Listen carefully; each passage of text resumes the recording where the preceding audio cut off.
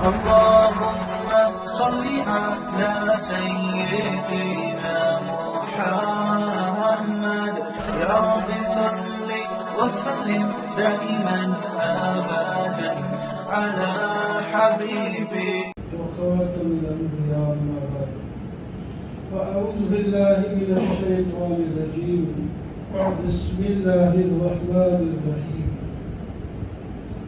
قل إن صلاتي ونسكي ومحياي ومماتي لله رب العالمين صدق الله مولانا العظيم اللهم صل على سيدنا ومولانا محمد وعلى آل سيدنا ومولانا محمد وبارك وسلم. محترم معزز سامعین بزرگوں دوستوں وزیر، آج عید کا دن ہے، خوشیوں کا دن ہے اور سبق لینے کا بھی ایک دن ہے۔ صحابہ کرام رضوان اللہ علیہ اجمعین نے پوچھا کہ قربانیاں کیا چیز ہے؟ ما هذه الأضاحی یا رسول اللہ، یہ قربانیاں کیا چیز ہیں؟ فرمایا سنت و ابیکم ابراہیم علیہ السلام والتسلیم، آپ کے باپ ابراہیم علیہ السلام کا طریقہ ہے۔ سنت سے مراد کوئی صرف سنت ہی نہ سمجھ لے، سنت طریقے کو کہتے ہیں، یعنی ان کا طریقہ ہے وہ ہے سنت پر واجب ہے، یعنی ضروری ہے، جس کو ادا کرنا جو مالک نصاب ہو اس پر قربانی کرنا واجب ہے۔ صحابہ نے پوچھا یا رسول اللہ پھر ہمیں کیا ملے گا اس میں؟ فرمایا قربانی کے ہر بال کے بدلے میں ایک نیکی ملے گی۔ صحابہ نے عرض کیا یا رسول اللہ جو یہ اون ہے یہ تو بہت زیادہ بال ہوتے ہیں اس کے، دمبے کے، بھیڑ بکری کے۔ فرمایا اون کے بھی ہر بال کے بدلے میں آپ کو نیکی ملے گی، اتنی بڑی نیکی ملتی ہے قربانی کرنے سے اور قربانی کرنے سے سبق حاصل کرنا ہوتا ہے۔ جیسا کہ نبی حضرت ابراہیم علیہ السلام نے جو قربانی دی وہ قربانی انہوں نے سب چیز کی دی، اور اسی واسطے حوالہ دیا گیا حضرت ابراہیم علیہ السلام کا، ورنہ یہ امت مستقل امت ہے اور یہ امت اس کا اپنا دین ہے اور اپنا پروگرام ہے، یہ کسی کی محتاج نہیں ہے کہ ہم ملت ابراہیم کو ڈھونڈتے پھریں۔ یہ تو ہمارے لیے دین مکمل ہے اور اللہ کا پسندیدہ ہے، اللہ تعالیٰ نے اس کو مکمل بھی کیا اور پسند بھی فرمایا اور اعلان کر دیا وَمَن يَبْتَغِ غَيْرَ الْإِسْلَامِ دِينًا فَلَن يُقْبَلَ مِنْهُ، جو اس اسلام کے علاوہ کوئی اور دین تلاش کرے وہ قبول نہیں ہوگا۔ لیکن پہلی امت کے بزرگوں کے بھی کچھ ایسے کارنامے ہیں ان کا حوالہ دیا جاتا ہے۔ حضرت ابراہیم علیہ السلام کے کارنامے ہیں، انہوں نے اپنی جان کی قربانی دی، جان کی، آگ میں ڈالے گئے اللہ اکبر، لیکن چلے گئے، امتحان تک پاس ہو گئے۔ قلنا یا نار کونی بردم وسلام علی ابراہیم، جب آگ میں ڈال دیے گئے، وقت ہوتا ہے تو پہلے یعنی جب ابراہیم علیہ السلام کو آگ میں ڈالنے کی کوشش کی جا رہی تھی تو فرشتے بھی ہو رہے تھے اور ہر چیز حیران تھی، فرشتے مدد کو بھی آئے۔ اللہ تعالیٰ نے فرمایا اگر تمہاری مدد لینا چاہتے تو دے دو، میری طرف سے کوئی رکاوٹ نہیں ہے۔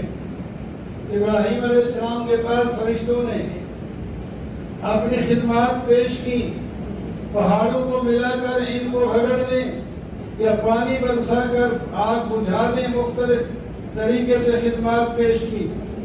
فرمایا تمہاری ضرورت نہیں ہے، آپ عشق کا امتحان ہے۔ پھر اللہ تعالیٰ سے عرض کر دیں یا اللہ میں بچا، فرمایا وہ دیکھ رہا ہے کہ نہیں دیکھ رہا؟ یہ دیکھ رہا ہے۔ فرمایا دیکھ رہا ہے تو پھر کہنے کی ضرورت کیا ہے؟ یا نہیں دیکھ رہا، دیکھ رہا تو پھر درخواست کرنے کی ضرورت، تو دیکھ نہیں رہا مدد کیا کرے گا؟ تو میرا خدا دیکھ بھی رہا ہے اور مدد بھی کرے گا۔ ایس یقین کے ساتھ ڈٹ گئے اور آگ میں ڈال دیے گئے۔ اللہ نے حکم دے دیا یا نار کونی بردم سلام علی ابراہیم، آگ تیرا کام بے شک جلانا ہے، تجھے جلانے کے لیے میں نے بنایا ہے، لیکن میرا ابراہیم آ رہا ہے، اس کا ایک بال بھی نہ جلے۔ آگ کو گلزار بنا دیا۔ یہ ایک امتحان تھا، پاس ہو گئے۔ پھر اس سے بڑا امتحان آیا۔ اپنی جان کو آدمی قربان کر دیتا ہے، بعض دفعہ اولاد کی قربانی مشکل ہوتی ہے۔ ایک بیٹا ہے، فلما بلغ معه السعي، جب وہ بھاگنے دوڑنے کی عمر کو پہنچا، پہلے جب پیدا ہوا تو فرمایا جاؤ وادی غیر ذی زرع میں چھوڑ کے آؤ، ایسی جگہ چھوڑو۔ ایک وہ امتحان تھا۔ کون اپنی نوجوان بیوی کو، چھوٹے بچے، شیرخوار بچے کو جنگل میں چھوڑ آتا ہے؟ کوئی ہے ایسا؟ ہم تو گھر بھی نہیں چھوڑ سکتے، کہتے ہیں ہمارا گھر اکیلا ہے، ڈاکو آنا آ جائے، تو اس واسطے نماز پڑھنے کے لیے ہم مشکل آتے ہیں۔ تو آپ حکم ہوا پہاڑوں میں، جنگلوں میں چھوڑ کے آؤ۔ یہ بڑا امتحان تھا، وہ بھی پاس کر دیا۔ اس کے بعد جب بھاگنے دوڑنے کی عمر کو پہنچے، حکم ہوا خواب میں ہو، وہ ایک اور امتحان تھا کہ میں ذبح کر رہا ہوں، بس دیکھ لیا کہ میں ذبح کر رہا ہوں، حکم بھی نہیں دیا گیا۔ تو ذبح کے لیے تیار ہو گئے۔ یا بنیا، بیٹا میں میں نے تمہیں دیکھا ہے کہ میں خواب میں آپ کو ذبح کر رہا ہوں۔ فانظر ماذا ترى، آپ کی کیا رائے ہے؟ آپ کیا حکم دیں گے؟ کیا تعاون کریں گے؟ ابا یا ابت افعل ما تؤمر ستجدنی ان شاء اللہ من الصابرین۔ یہ نہیں کہا ابا آپ وہی ہیں جو جنگل سے چھوڑ رہے تھے، مجھے کب قبضوں میں بٹھا کر سیر کرائی ہے، مجھے کب چینی کے پیسے دیے ہیں، یہ کچھ نہیں کہا۔ عرض کیا ابا جان جو اللہ کا حکم ہے کر گزرے، مجھے صبر کرنے والا پائے۔ فلما سما وتله للجبین، قرآن کہتا ہے جب دونوں باپ ذبح کرنے کے لیے اور بیٹا ذبح ہونے کے لیے ایک لکو تک جنگل میں لوگوں کے سامنے نہیں، جہاں کوئی آنکھ اشبار ہو جائے یا کوئی زبان تحسین کرے، کوئی دیکھنے والا نہیں ہے، اللہ دیکھ رہا ہے، یہ اللہ کے فرشتے وہاں اکیلا ذبح کر رہے ہیں۔ اللہ تعالیٰ نے فرمایا دونوں باپ بیٹا ذبح کرنے اور ذبح ہونے کے لیے بیٹا تیار ہو گیا۔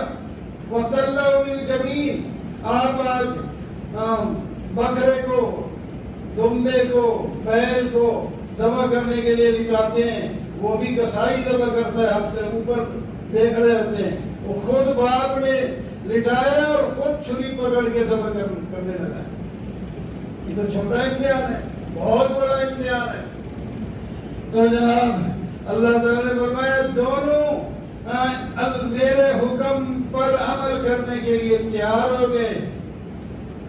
تو آگے جو کچھ ایک جذبات تھے اللہ نے چھوڑ دیے، بعض دفعہ برداشت بھی کر سکتا ہے نہیں۔ اللہ تعالیٰ فرماتے ہیں جب یہ حال تھا وَنَادَيْنَاهُ إِلَىٰ إِبْرَاهِيمَ، ہم نے آواز دی ابراہیم آپ نے اب میرا حکم پورا کر دیا ہے۔ اتنے بڑے امتحان آپ نے پاس کیے۔ وَإِذِ ابْتَلَىٰ إِبْرَاهِيمَ رَبُّهُ بِكَلِمَاتٍ فَأَتَمَّهُنَّ، اللہ تعالیٰ فرماتے ہیں ایک نہیں، میں نے بے شمار امتحان دیے ہیں ابراہیم کے، اور ہر امتحان اول نمبر پہ پاس کیا ہے، اور پھر ہم نے امام بنا دیا، ان کو امام بنا دیا۔ آج ہم نماز پڑھتے ہیں تو ان کا نام آتا ہے درود شریف میں، آخر میں وہی درود ابراہیم ہی سکھایا گیا ہے کہ نماز میں یہ پڑھنا ہے۔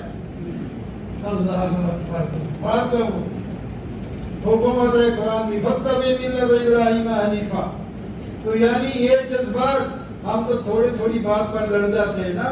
قربانی کرنا آسان تھوڑا ہے. بھائی سے لڑ گئے، بیٹے سے لڑ گئے، باپ سے لڑ گئے، ساتھی سے لڑ گئے، بیوی سے لڑ گئے، چھوٹی باتوں پر. اللہ کے پیغمبر ابراہیم علیہ السلام نے اللہ کے حکام مان کر دکھائے اور کامیابی کی سند وصول کر کے ہمیشہ کے لیے مبتلا جد الانبیاء ابراہیم علیہ السلام. پھر آپ ہی کی نسل سے حضرت محمد صلی اللہ علیہ وسلم آئے. آپ کی قربانیاں بھی کوئی کم نہیں ہیں. آپ کی بڑی قربانیاں ہیں نبی علیہ السلام کی بھی. تو امت کو حکم دیا جا رہا ہے کہ قربانی کرنا سیکھو. صرف ایک جانور سال کے اندر ذبح کر کے فارغ ہو جانے کا نام قربانی نہیں. یہ قربانی کا جذبے سیکھو. تو ان کے حالات پڑھو، کس طرح انہوں نے اپنے جذبات کو قربان کیا ہے، یہ سیکھو. پھر دیکھو معاشرے کے اندر نکھار آتا ہے کہ نہیں آتا. پھر دنیا بھی تمہاری بنے گی، قبر بھی بنے گی اور آخرت بھی بنے گی، سب کچھ بنے گا.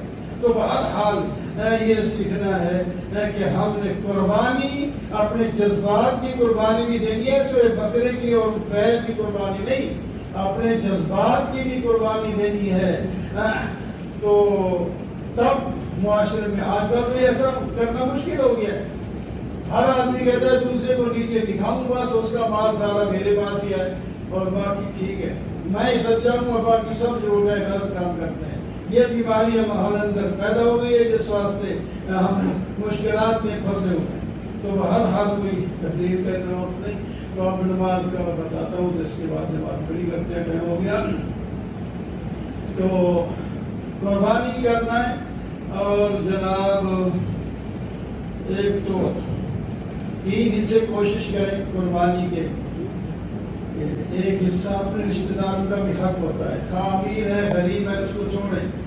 امیر ہے کوئی بات نہیں، پھر بھی دے دے، ایک محبت بڑھتی ہے.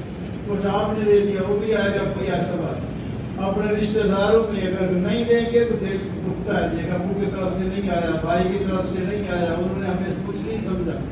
انسان کے جذبات ہوتے ہیں نا. کوئی چلا جائے مل آئے ان کو، یہ بھی ایک نیکی ہے. اپنے رشتہ داروں کو مل آنا، کچھ دے آنا، وہ بھی دے گا، اس سے تعلق جڑتا ہے. اپنے رشتہ داروں کو 1/3 حصے میں دینا ہے. اور غریبوں کا، اپنے علاقے کے جو غریب ہیں ان کو دیکھنا ہے. وہاں نہیں ہے تو اگلی بستی کے دیکھیں، وہاں نہیں ہے تو اگلی بستی میں دیکھیں، لیکن آپ کے ہر جگہ مل جاتے ہیں. تو صرف جمع کر کے گوشت کو رکھ نہیں لینا، کچھ دینا بھی ہے. اپنے لیے بھی اپنی ضرورت کے مطابق 3 حصہ تو آپ کا حق ہے وہ رکھا ہوا ہے. اس کے علاوہ اگر زیادہ کم بھی آپ کر سکتے ہیں، زیادہ حصہ دے سکتے ہیں، 3 حصہ بھی نہیں لکھتے، 4 رکھتے ہیں، یا ان 2 حصوں میں سے آپ کی ضرورت مہمان زیادہ ہیں اور اس گھر میں لوگ زیادہ ہیں تو وہ پورا نہیں ہوتا، تو آپ ذرا زیادہ بھی رکھ سکتے ہیں. یعنی وہ یہ مستحب عمل ہے 3 حصے کرنا، واجب نہیں ہے. نہ تو 3 حصے کر لیں تو اس طرح.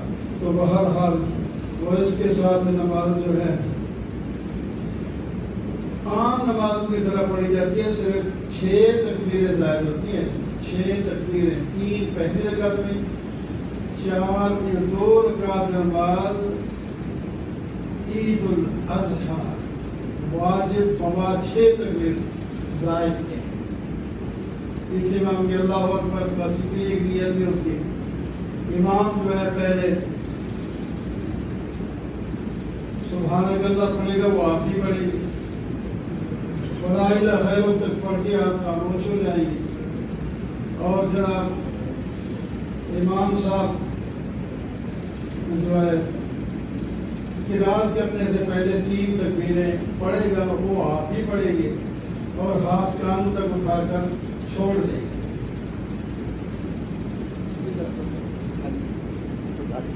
ہاتھ کانوں تک اٹھا کر چھوڑ دیں گے اور اس کے بعد قرات ہوگی پوری رکعت. دوسری رکعت میں پہلے قرات ہوگی، رکوع سے پہلے 3 تکبیریں زائد ہوگی، اس کے بعد مکمل ہوگی نماز. اس کے بعد دعا ہوگی، دعا کے بعد خطبہ ہوگا، خطبے کے بعد ایک دوسرے مبارک دیتے ہوئے آپ قربانی کریں گی. آپ سب نصیب